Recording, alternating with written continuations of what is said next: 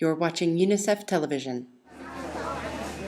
The pediatric ward of Benadir Hospital in Mogadishu has seen nearly 900 cases of acute watery diarrhea in July alone.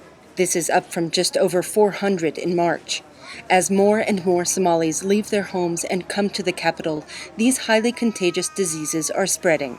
Children under the age of 2 are hardest hit, accounting for over half of all cases and deaths. These young ones are receiving life-saving treatment. Most of them they are severely dehydrated.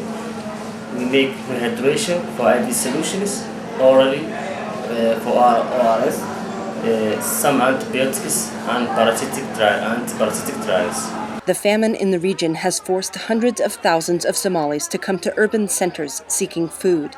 Many arrive in a state of extreme malnutrition.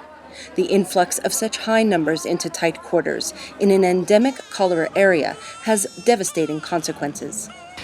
Usually the diarrhea is caused by the very poor sanitation and also very contaminated water. But also it is facilitated by the acute malnutrition and some the improper infant young child feeding. If they get the water before the 6 months of age, they get very easily get diarrhea. And also that the acute malnutrition really lower the immunity to such diarrhea. The lack of access to safe water has compounded the risk of disease outbreak. Health, nutrition, and water and sanitation partners are currently working with the local and newly arrived populations to minimize the disease risk and subsequent deaths. Trained hygiene promoters are going door to door with healthy hygiene education and rehydration kits to treat new cases urgently. UNICEF is providing infusions, antibiotics, rehydration salts, and zinc at local hospitals.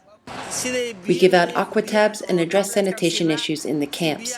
We also construct toilets and provide jerry cans for water, as well as soap and other sanitation items.